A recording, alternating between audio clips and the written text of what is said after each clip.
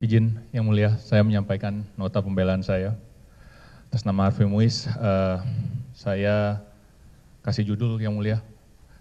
Judulnya, Kerugian Negara Terbesar Sepanjang Sejarah Republik Indonesia, tapi di depannya ada dalam kurung yang mulia, ada salah hitung. Menjadi salah hitung kerugian negara terbesar sepanjang sejarah Republik Indonesia. Salam sejahtera untuk kita semua. Yang terhormat, Majelis Hakim yang saya muliakan, yang terhormat, tim Jaksa Penuntut Umum, yang terhormat, tim penasihat hukum yang saya banggakan, Bapak Ibu yang hadir di ruang sidang dan masyarakat Indonesia yang saya kasihi. Mari kita panjatkan puji syukur kepada Tuhan Yang Maha Esa, karena kita sudah diberi kesehatan dan kesempatan untuk hadir di persidangan ini. Terutama untuk yang mulia Majelis Hakim yang sudah meluangkan waktu, pikiran, dan perhatiannya dari bulan Agustus ya yang mulia. Setiap hari, pergi pagi, pulang pagi yang mulia. Kami 1 minggu 2 kali aja udah gempor yang mulia. Ternyata menjalankan tugas yang sangat menguras tenaga dan otak adalah suatu hal yang pantas ketika DPR dan Bapak Presiden memberikan atensi langsung kepada seluruh hakim di Indonesia. Karena memang tugasnya sangat berat dan beban moralnya sangat tinggi. Terima kasih yang mulia, upahmu besar di surga. Majelis Hakim yang mulia, beberapa hari lalu teman satu rumah saya yang mulia, rumah tahanan, bertanya kepada saya, hal paling menonjol apa yang saya dapatkan selama proses hukum ini? Setelah saya renungkan, saya hanya bisa berpikir satu yang mulia, bukan proses penyidikan, penyelidikan, atau persidangan. Saya hanya terpikir bagaimana hebatnya dan pentingnya peranan seorang istri yang mulia. Khususnya istri saya, Sandra Dewi yang mulia.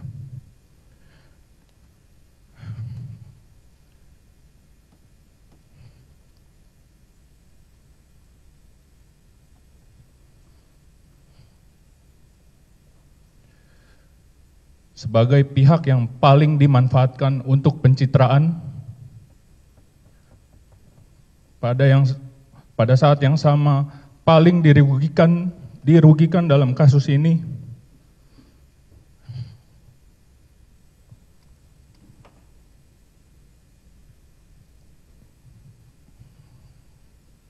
mohon izin yang mulia. Dia tidak pernah bimbang, tidak pernah kenal lelah, selalu tabah dan setia, bersinar memberi harapan dan kekuatan bagi saya.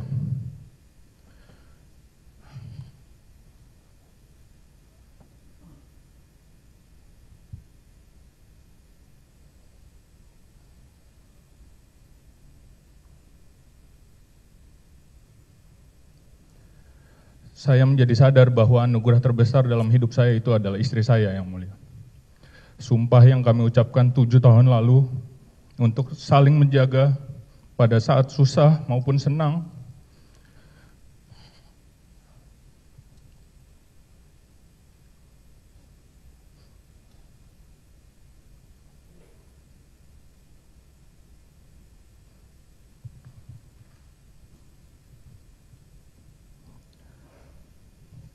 Kelimpahan maupun kekurangan, pada waktu sehat maupun sakit, sampai maut memisahkan kita, dijalankan dan ditunaikan oleh Sandra tanpa keluhan apapun. Kita pikir kita kuat yang mulia, tapi kita nggak ada apa-apanya yang mulia.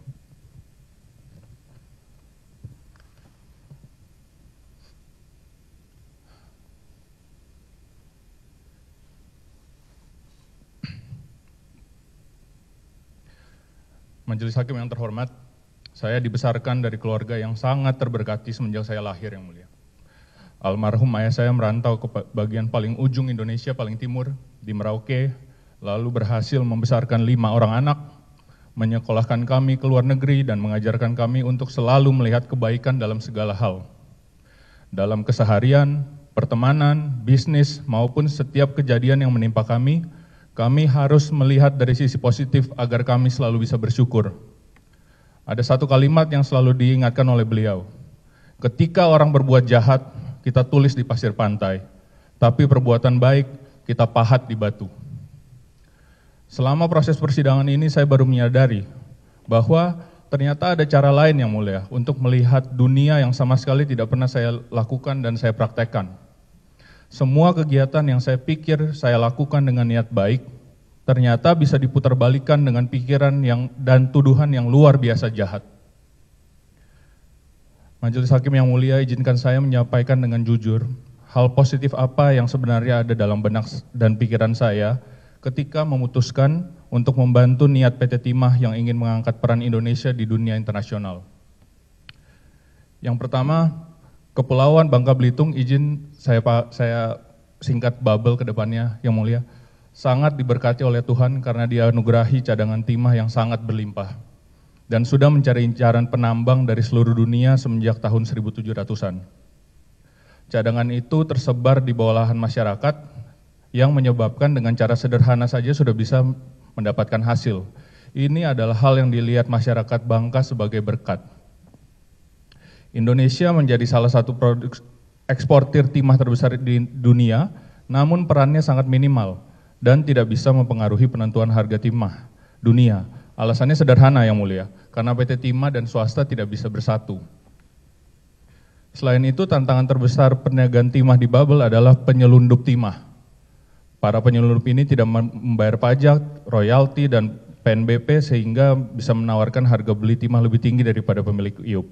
Akibatnya pemilik IUP kalah saing, maka tidak ada biaya untuk memulihkan galian bekas tambang dan terbengkalai menyebabkan masalah lingkungan. Masalah ini berlangsung puluhan tahun dan sudah dicoba untuk ditangani dengan berbagai cara, mulai dari preventif hingga represif, tapi tidak bisa terselesaikan yang mulia, malah menyebabkan banyak konflik sosial. Tahun 2018, almarhum Bapak Kapolda dan Bapak Gubernur selaku penyelenggara negara dan juga PT Timah yang ketika itu mengatasnamakan negara menyampaikan himbauan kepada para pelaku bisnis timah di bubble suatu konsep yang dianggap solusi yang mereka bilang baik demi bela negara. Tanggapan dari pelaku bisnis timah saat itu pada prinsipnya keberatan yang mulia untuk mendukung PT Timah karena mereka sudah nyaman dengan cara kerja yang ada. Salah satu konsep bela negara yang diajukan adalah menyediakan alat penglogaman dan pemurnian untuk disewa, dengan alasan PT Timah membutuhkan dukungan kapasitas produksi disebabkan adanya potensi lonjakan pasokan biji timah. Setelah itu ada 5 smelter yang terpilih karena kapabilitas dan rekam jejaknya yang memang berkomitmen mendukung pemerintah. Yang mulia Majelis Hakim, semenjak kesepakatan kerjasama dilakukan, hampir seluruh masalah tata niaga timah yang sudah terjadi bertahun-tahun dan seperti tidak ada jalan keluar, akhirnya ada solusi. Adapun solusi yang dimaksud dapat secara konkret terlihat sebagai berikut. PT Timah mendapatkan bahan baku yang ditambang oleh masyarakat dari IUP sendiri. PT Timah mendapatkan kapasitas ekstra tanpa harus membangun fasilitas baru dan tidak kehilangan momentum bisnis. PT Timah dapat menghilangkan potensi terjadinya fraud karena smelter kanan melakukan pengecekan ulang di laboratorium masing-masing. PT Timah mendapatkan performa yang jauh lebih bagus daripada smelter sendiri, perolehan recovery 93% dan material balance 98,5% adalah hal yang mustahil bisa dilakukan oleh PT Timah karena teknologi yang terbelakang. PT Timah dapat tambahan logam dengan teknologi yang lebih ramah lingkungan. PT Timah mendapatkan tambahan logam dengan harga yang lebih murah. PT Timah tidak perlu mengeluarkan modal untuk membayar kompensasi pasir kepada masyarakat karena ditalangi dulu oleh mitra. PT Timah tidak perlu mengeluarkan belanja modal untuk proses penglogaman dan pemurnian. Ketika PT Timah cash flow-nya tidak cukup, mitra smelter diminta berhutang dan menanggung bunganya. Masyarakat penambang menjadi taat pajak, penerimaan pajak naik 1 triliun, royalti dari PT Timah naik drastis, dan PT Timah mendapatkan keuntungan lebih dari 1 triliun dari produk hasil kerjasama ini. Mohon izin yang mulia, kalau dilihat dari poin-poin di atas, sama sekali tidak ada niat jahat atau hal negatif yang timbul dari kerjasama ini yang mulia. Memang dalam perkembangannya ternyata tidak sesuai dengan rencana, terjadi permasalahan yang tidak terduga sebagai berikut. Tahun 2019, perang dagang antara Amerika dan China mengakibatkan harga timah dunia anjlok. Belum selesai perang dagang, COVID-19 menyusul sehingga membuat harga timah dunia mencapai titik terendah dalam 15 tahun yang mulia. Harganya 13.000 US dollar per ton. Hari ini 30.000 lebih yang mulia, hampir 3 kali lipat. Sangat banyak rintangan dan masalah yang harus dilalui dan dicarikan solusi. Semua pihak bersama-sama dan bergotong royong demi mensukseskan target dan misi positif dari kerjasama ini. Mulai dari smelter swasta diminta membantu memurnikan karena fasilitas pemurnian PT Timah ternyata tidak mampu, kemudian menurunkan harga sewa berkali-kali karena harga timah dunia harus terus anjlok dan akhirnya kerjasama itu harus diberhentikan oleh PT Timah. Yang mulia Majelis Hakim, walaupun kerjasama tersebut tidak berlangsung lama, ada hal yang sangat membanggakan, yaitu PT Timah mengukir sejarah pertama kalinya menjadi eksportir nomor 1 di dunia, dan saya sangat bersyukur bisa menjadi bagian dari itu. Bahwa kemudian ada yang mencemooh dan menyalahkan seolah kerugian itu terjadi karena adanya kelebihan bayar harga sewa smelter, padahal yang membuat kerugian adalah harga timah terendah dalam 15 tahun. Mau harga smelternya gratis juga rugi itu yang mulia. Seharusnya yang menjadi fokus utama, bagaimana caranya Indonesia bisa mencegah harga timah dunia anjlok seperti itu lagi. Seharusnya Indonesia bisa mengatur harga timah dunia dan itu sepantasnya menjadi visi dan misi industri timah Indonesia. Bukan mencari siapa yang mengendorse tas istri saya yang mulia. Kalau saja produksi timah tahun 2019 disertai dengan harga timah dunia pada saat ekonomi dunia membaik tahun 2021, PT Timah berpotensi mendapatkan tambahan keuntungan sekitar 10 triliun yang mulia. Dan itu sangat bisa dilakukan kalau Indonesia ikut menentukan harga timah dunia.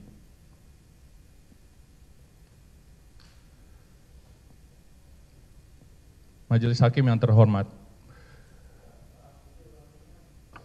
Pak, bikin silau itu ya? Oke, silakan dilanjut. Sekalian bersihin ini. Izin melanjutkan yang mulia. Memang kerjasama ini merupakan keputusan yang tidak populer yang mulia. Karena menggeser zona nyaman banyak pihak yang selama ini memanfaatkan situasi unik penambangan rakyat di bubble. Tidak heran jika banyak muncul perlawanan, fitnah yang dikembangkan, hingga upaya perlawanan dan fitnah itu berhasil yang mulia. Kami semua yang berpartisipasi untuk membantu negara malah masuk penjara. Mungkin juga ketika anak bangsa bergotong royong, bahu-membahu menjadikan PT Timah eksportir timah nomor 1 di dunia, pihak luar selaku kompetitor kita tidak senang dengan fakta itu. Sehingga mungkin saja mereka yang melakukan ini.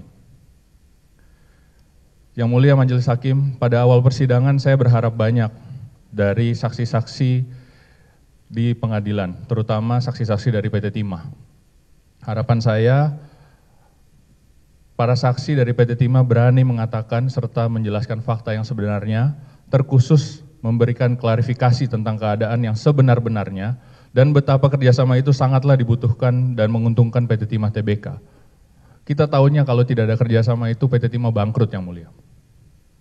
Namun ternyata saya kembali menyadari bahwa orang bisa berubah 180 derajat dalam keadaan tertekan atau karena penurunan konsentrasi, ketika diperiksa berkali-kali sampai subuh, atau takut karena melihat atasannya sudah ditahan. Intinya hampir semua karyawan PT Timah yang sebenarnya bisa memberikan keterangan kunci dalam persidangan atau mengetahui cerita dari sisi positif langsung semua berubah menjadi negatif. Yang mulia Majelis Hakim, kesaksian ahli lingkungan hidup dan kerusakan lingkungan di persidangan, orang-orang yang bergelar profesor dari balik kursi kerjanya yang nyaman yang mulia, memakai software gratisan dengan ketepatan yang tidak dapat dipertanggungjawabkan, lalu melakukan kunjungan ke lapangan sebanyak 2 kali, mengambil sampel 40 dari luasan ratusan ribu hektar yang mulia. Dianggap sudah cukup kompeten dan terpercaya untuk menghitung angka kerugian negara terbesar sepanjang Republik Indonesia ini berdiri. Izin membandingkan pengalaman saya di tambang batubara yang mulia. Untuk satu pit seluas 10 hektar, kalau kita mau melakukan eksplorasi kemudian mau kita gali, ada yang namanya pengeboran rapat setiap 5 sampai 10 meter. Untuk 10 hektar kita minimal itu 100 titik yang mulia, 10 hektar. Dan itu kita lakukan mungkin jangka waktunya 6 bulan sampai 1 tahun. Itu aja masih salah yang mulia. Sering salah. Kesaksian ahli dimulai dengan kalimat, di Bangka memang banyak bukaan tambang yang kata orang-orang sudah ada dari zaman kerajaan. Saya nggak pedulilah. Sungguh sangat tidak etis yang mulia untuk seorang ahli profesor untuk tidak memperdulikan fakta sejarah yang seharusnya menjadi acuan untuk penilaian beliau. Kemudian dilanjutkan lagi ketika kami semuanya terdakwa, penasihat hukum, masyarakat Indonesia, majelis hakim ingin menggali keterangan ahli di persidangan, dijawab dengan gampangnya, saya malas jawab. Ditambah lagi yang mulia ketika kami memohon hasil perhitungannya untuk lebih diteliti, permohonan kami ditolak mentah-mentah. Saksi ahli dari BPKP juga melakukan audit khusus yang mulia, yaitu mengumpulkan BAP saksi lalu di clipping yang mulia. Auditor memakai satu tabel Excel yang dibuat oleh staf PT Timah di bulan Mei 2024. Pada saat 24 orang sudah ditetapkan sebagai tersangka dan ditahan. Tabel Excel ini tidak pernah kami temukan di laporan keuangan manapun. Laporan keuangan PT Timah yang adalah perusahaan terbuka tidak pernah ada tabel Excel ini, tapi dijadikan satu-satunya acuan untuk mengambil kesimpulan kalau harga sewa kerjasama itu kemahalan yang mulia. Sampai dengan detik pembacaan pledoi ini, saya masih sangat bingung. 300 triliun ini datangnya dari mana yang mulia? Saya yakin yang mulia juga sama. Yang mulia majelis, kalau tidak salah, saya izin mengquote, pernah menyampaikan ke ahli-ahli ini, kalau saudara ahli tidak benar menghitung, auditor juga jadi tidak benar, jaksa jadi tidak benar, majelis juga ikut-ikutan tidak benar. Kita di sini mau menegakkan hukum, jangan sampai kita melanggar hukum. Sungguh analisa yang sangat tepat dan bijaksana yang mulia. Faktanya, kita semua sudah kena prank sama ahli yang mulia. Auditor kena prank, jaksa kena prank, masyarakat Indonesia kena prank. Tapi saya yakin majelis tidak akan bisa diprank oleh ahli. 1,5 juta masyarakat Babel menjadi sangat sengsara karena ahli ini malas menghitung. Provinsi Babel mengalami rekor pertumbuhan ekonomi terendah se-Indonesia. Pasar sepi, angka kejahatan melambung, PHK massal, suasana mencekam, penyelundupan timah kembali marak. Bahkan yang mulia, negara tidak bisa bayar BPJS. Bahkan yang paling terakhir, mau pilkada juga nggak ada uang yang mulia. Ini menurut saya adalah bentuk kerugian nyata dan pasti yang terjadi akibat kemalasan menghitung kerugian negara oleh ahli yang mulia. Namun kita tidak boleh mengikuti ajaran sesat bahwa semuanya di bawah kerana kerugian negara dan korupsi. Cukup saya saja yang terakhir yang mulia, yang menjadi korban kemalasan dan kesembarangan penghitungan ahli seperti ini yang mulia. Yang bisa saya lakukan hanyalah mendoakan, semoga saudara ahli jadi rajin dan tidak malas lagi.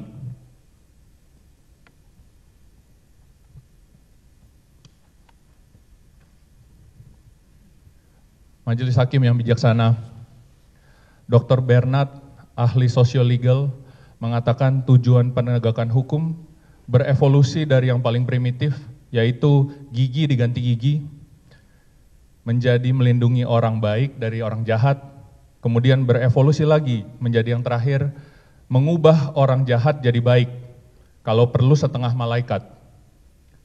Namun apa yang terjadi di Babel hari ini adalah kebalikannya yang mulia. Orang yang sudah baik diubah jadi jahat yang mulia. Masyarakat yang sudah terbiasa menambang dari puluhan tahun, bahkan sudah menjadi budaya, sudah sempat dibina untuk menjual hasil tambangnya ke pemilik iupnya. Kemudian di edukasi untuk bayar pajak, seluruhnya adalah angka awal yang sudah sangat bagus. Tetapi sekarang mereka dicap ilegal yang mulia. Sehingga mereka terpaksa menjadi orang jahat dengan melakukan kegiatan ilegal, seperti menyelundup dan kegiatan kriminal lainnya. Yang mulia majelis juga sering bertanya kepada warga Babel yang menjadi saksi di persidangan apa yang sebetulnya terjadi di lapangan. Dan semuanya mengatakan hal yang sama yang mulia, bahwa ekonomi Babel hari ini porak-poranda. Masalah sosial bermunculan semenjak adanya penegakan hukum ini. Dan tata kelola timah tidak ada bedanya. Masyarakat masih menambang, begitu juga dengan pemulihan lingkungan hidup, sama sekali tidak ada perbaikannya. Fakta yang terjadi saat ini adalah ketika harga timah dunia di atas $30.000 per ton, ekspor timah Indonesia malah terendah. Kondisi ini menyebabkan Indonesia kehilangan devisa, pajak, royalti, dividen dari PT Timah, beserta semua pendapatan lain dari roda ekonomi yang terhenti. Negara tetangga kita yang tidak punya cadangan timah, tiba-tiba mengalami kenaikan ekspor, belum lagi posisi PT Timah yang otomatis lengser dan dianggap sebelah mata oleh dunia. Apakah ini yang kita harapkan dari penegakan hukum? Bagaimana caranya mencapai target pertumbuhan ekonomi 8% yang mulia, ketika pertumbuhan ekonomi di salah satu provinsi hanya 0,71%, tidak sampai 1% yang mulia. Bagaimana kita berharap investor asing mau masuk ke Indonesia ketika warga sendiri dihukum karena membantu negara? Mohon maaf yang mulia, saya betul-betul gagal melihat sisi positif dari penegakan hukum tanpa solusi ini.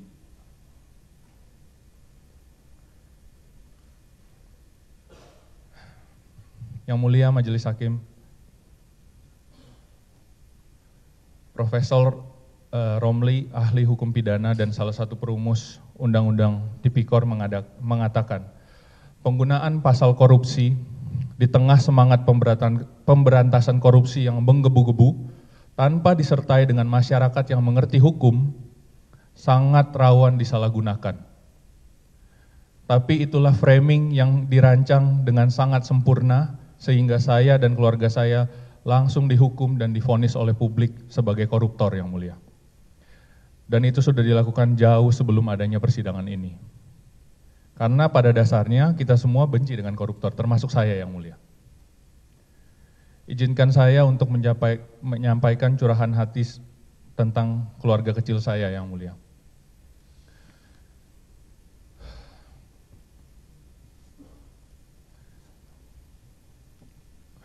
Kembali ke istri saya, izin, Sandra Dewi. Wanita, manusia paling kuat yang pernah saya tahu. Ketika dia difitnah, dihujat, dicaci maki, kehilangan nama baik, karir, pekerjaan, lalu diparadekan untuk kepentingan publisitas kasus ini, dia sebetulnya punya akses langsung berbicara ke publik untuk melawan yang mulia. Tapi dia memilih untuk diam, karena di agama kita diajarkan ketika ada kekuatan besar yang sedang menindas kita, maka yang harus kita lakukan adalah diam. Karena firman Tuhan berkata, Tuhan akan berperang untuk kamu dan kamu akan diam saja. Dan bahwa pembalasan adalah hakku.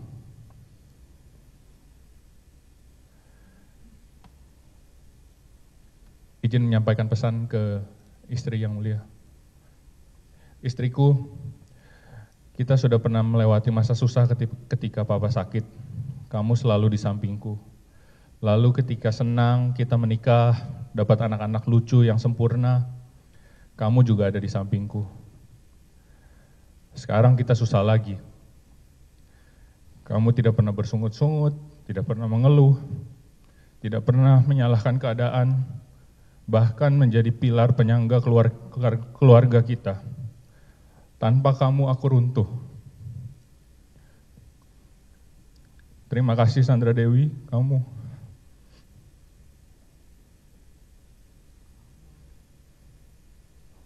Memang yang namanya Dewi-Dewi itu biasanya hebat yang mulia. Istri beliau namanya juga Dewi yang mulia. Sandra, Chandra, Dewi, apa semua yang mulia. Tapi tenang, kita dari susah, senang, sekarang susah lagi, sekarang kita tinggal tunggu senangnya aja. Masa susah terus?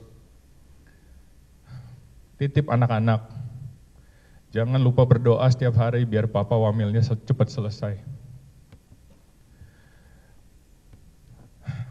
Suami-suami, bapak-bapak di luar sana, bersyukurlah kalau ditelepon istri dicariin, disuruh pulang ke rumah.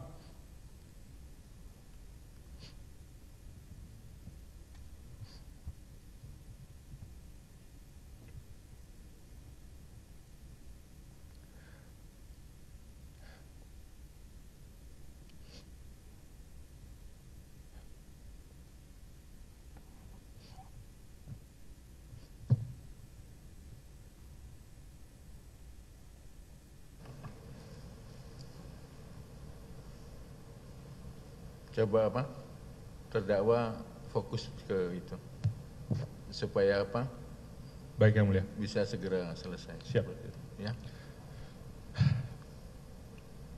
Anak-anakku, Rafa dan Mika, Papa bukan koruptor. Papa bukan pejabat yang bisa menyalahgunakan wewenang. Papa tidak pernah dituduh dan terbukti mencuri apapun, apalagi uang negara. Dan Papa tidak pernah dituduh dan terbukti melakukan suap atau gratifikasi. Apapun yang orang katakan, tuliskan sekarang atau nanti, Tuhan, sejarah, dan waktu yang akan membuktikan.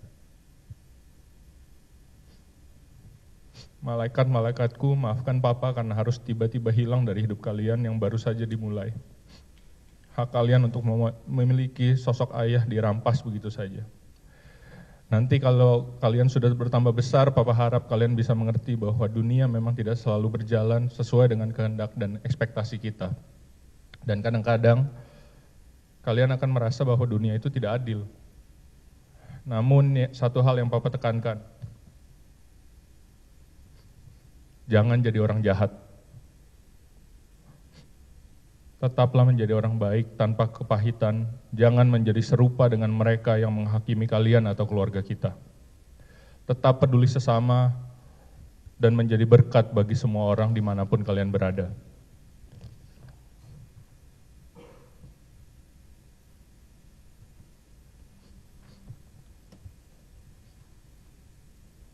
Yang mulia Majelis Hakim, dalam kasus ini, saya dan keluarga saya seperti dijadikan jawaban untuk kebutuhan flexing, kekuatan dan kekuasaan, serta peningkatan kepuasan publik. Saya harap ada hal baik untuk kemajuan bangsa yang setimpal dengan semua ini. Harapan saya perbaikan tata kelola timah jangan sekedar slogan, jangan hanya berkutat kepada tas dan perhiasan istri saya. Semoga pemerintah dapat hadir memberikan solusi kepada masyarakat Babel, agar masa depan putra-putri Babel seperti anak-anak saya cerah kembali yang mulia. Kepada masyarakat Indonesia, saya mohon izin klarifikasi bahwa saya, keluarga saya, bahkan mungkin terdakwa lainnya, tidak pernah punya, tidak pernah melihat, apalagi menikmati uang 300 triliun, itu 10% dari APBN negara kita mungkin yang mulia. Kalau mau dicari, mohon tanyakan ke saksi ahli yang menghitung angka tersebut. Untuk masyarakat Bangka Belitung, tetap semangat, tetap kuat menghadapi cobaan ini, tetap menjadi masyarakat yang ramah, bertoleransi tinggi, dan tidak punya batasan suku, agama, ras, dan antar golongan. Menjelang Natal, Tahun Baru Imlek, Lebaran, mimpi saya adalah budaya membuka pintu atau open house untuk siapa saja yang selalu diceritakan oleh istri saya yang mulia, bisa dilakukan kembali di Bangka Belitung. Karena kalau sekarang semua pintu dikunci yang mulia, takut dirampok. Demikian nota pembelaan dari saya.